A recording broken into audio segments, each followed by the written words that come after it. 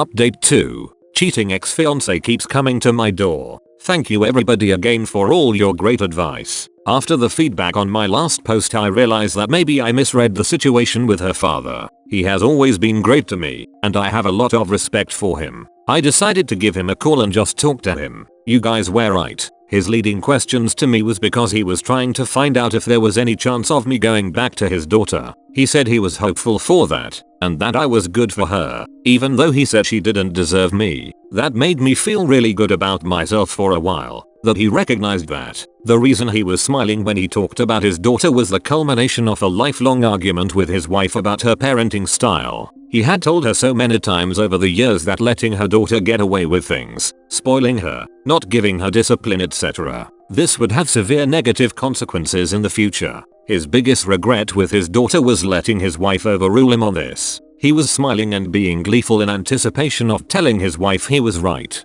I asked him if everything was okay between us and there was no problems at all, but he jokingly said maybe it was time for him to get a divorce. Apparently the confrontation between him and his wife and daughter didn't go that well after meeting me, but this time he told me he wasn't going to back down. This seemed to be a fight that had been a long time coming for him. As for K, he has been great, as he always is. He has been supporting me and encouraging me all along. Now that I am out of it, I realize how right he was that one day I would be proud of what I had done. I stood up for myself, something I usually never do, and I feel awesome from it. 100% will do again in the future when necessary. My ex showed up again at my door, and I actually talked to her this time. She begged me to let her in so we could talk, but I wasn't going to talk to her on her terms. If I was going to talk to her it would be on my terms. I told her okay, but I had some things to do and that I would meet her at a local park in half an hour. I didn't want her inside in my mess. And as some of you pointed out, maybe she could make some accusations or something if I met her alone.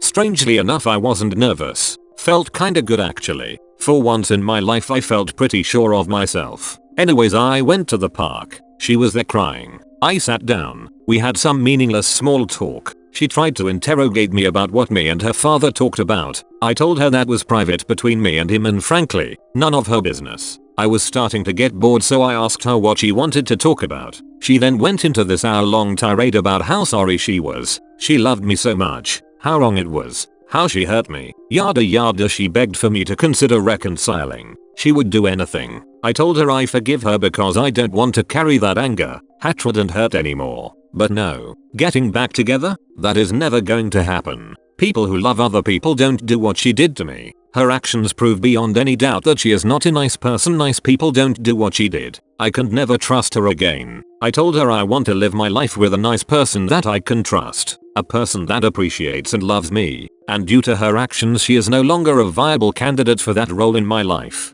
She cried hysterically. I sat there and watched. It was strange. I have never felt that detached from anybody. I actually felt upset about how little I cared. This indifference iced me. I can't remember any other time at least. I called her dad to come get her. I told her that I hope she would get some counseling and fix herself. Something was obviously broken inside of her. I tried to encourage her that she would get through this, but she didn't really want to hear any of that. Her dad came. I explained the situation to him. I told her I wish her all the best and good luck. Then I got an Uber, went to the local animal shelter and adopted a kitten. I named the kitten Shiny. K joked that he was blinded by my new shiny spine. So kitten's name is Shiny to always remind me to stand up for myself. I am happy I managed to take the high road and just be honest with her without yelling or calling her names. I've been playing with my amazing kitten, having a lot of fun, and Kay is coming over later to play some video games and swing down some beers. I am sad about my ex. I feel sorry for her. I will miss the good times we had, but I'm also relieved that I am done with this now. I received some hard, uncomfortable truths from some of you, but it was what I needed to hear. Thank you Reddit, you helped me to finally stand up for myself and deal with this. And now for some closing comments before the next story. Congrats for standing up for yourself. You'll find better. Yes, I will. Kay is apparently trying to get us double dates. Congratulations man, I wish you all the best in your life. I hope that you found a beautiful loyal woman that give all the love and happiness that you deserve. Stay safe and good luck man. I hope so too. I will be very careful about my future relationships. This made me really happy. I adopted my cat and she is the only thing in the world that keeps me going. You won't regret it and I'm glad you stuck up for yourself. You deserve better. And now for the next story. Boyfriend. 21. Made inappropriate comments in front of my 21F family yesterday. My sister turned 17, so we celebrated at Red Lobster. At the table, my 4-year-old nephew asked if he could come to my house after. My boyfriend told him no. I asked why and he literally said because I am fucking tonight right in front of him. I was very pissed and we bickered at the table about it. Half an hour later, he said you getting some dick within ear range of my mother, 17yo sister and 13yo niece. He claims no one heard him, but if we are all at the table and I hear you, why wouldn't they? When we got home he tried to say he was drunk, but it doesn't matter because my nephew don't know what fucking is and the girls are older. I'm a rape victim, and situations like this make me anxious. I feel like there should have been any sexual language in front of my family because I'd never say anything like that in front of his nieces and nephews, babies or not. How should I explain myself? Every time we talk about it I get so angry and start yelling. TL. Doctor, my boyfriend, 21M, said sexual things to me, 21F, in front of my family, and I'm not sure how to process that. I feel disrespected. And now for some top comments before the final story. Hopefully he did not fuck that night. You should feel disrespected, because he disrespected you and he acted way out of line. I get that in your opinion 5 years is a long time and a respectable amount in a long-term relationship, but if you two got together at 15, times change, people change, and sometimes they don't. What's considered okay and fun at 15, 16, or even 18 is not the same at 21, 22, 25, and at the same time what's considered respectful signs of maturity should change during adulthood. Proceed with caution. Use this as an amber flag if you will, and please assess his behavior in private in the way he acts with you, your wishes and boundaries. Doesn't seem like he respects you or your family. This is the first time this has happened in 5 years and I am very shocked and angry. These are all ultimately irrelevant. When the mask slips, trust what they show you. What he did this time is what he's been hiding every other time. WTF if he knows that he becomes a shithead when drunk. Why did he drink on a family occasion in the first place? I hope you didn't get some dick that night. Definitely did not. Thank you. And now for the final story. My friends say I'm lying by telling people I'm a virgin because I was raped. Hey guys, I'm not really active on Reddit, but I've been so conflicted all day that I just decided internet strangers' opinions might give me more insight on what is going on and what I should do. Basically, I am a 21F who was sexually assaulted when I was a minor not too many years ago. Unfortunately the guy got away with it. It was my first time then since I had been saving it for marriage. After therapy and such I managed to become pretty comfortable with myself and it doesn't affect me on the daily. Usually whenever people ask I say I'm a virgin. Obviously not everyone is aware of what happened. I never really thought it was a bad thing. I don't consider the assault my first time having intercourse.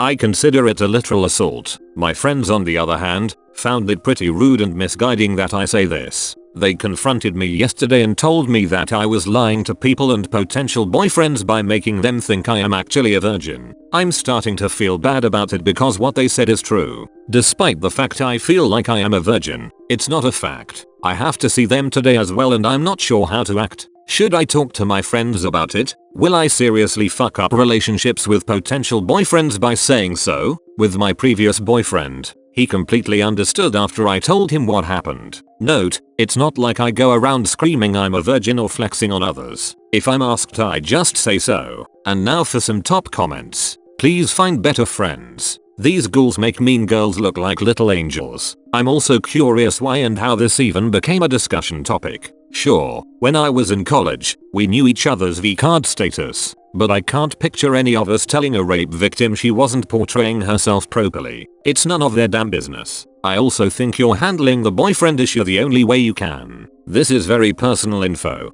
and when the time is right, you can explain why you've never made love. I'm middle-aged and I know a lot of assault survivors. At my age, we don't know any virgins. But on giggly wine nights we might talk about our number. I don't know a single survivor who puts her rapist on that list. I was a gay boy that was sexually molested by my big brother a couple of times a week from just a few days after I turned 11 till I was past the age of 16. I was raped a few hundred times. I was beaten and forced to do things I did not want to do. The first time I was with a guy that I wanted to be with. He was very gentle and understanding with me. He made the experience very good for me. After, He asked if it was my first time. I just said sort of, I think so. He asked what I meant by that. I told him about my big brother molesting and raping me. He cried when I told him what my brother did to me. He held me close and told me it was my first time. You are a virgin to voluntary sex with someone you care about or love. There is nothing wrong with saying you're a virgin if you want it. Your friends are wrong for treating you that way.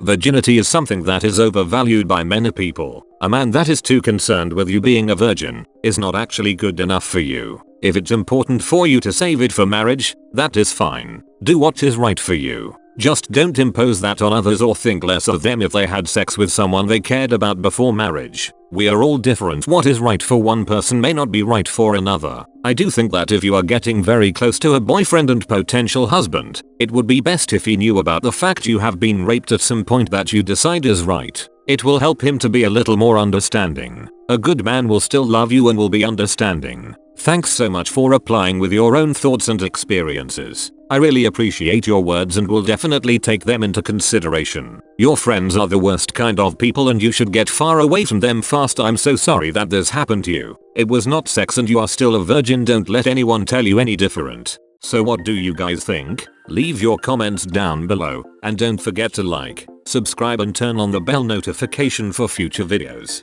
In the meantime, check out these amazing stories. Peace.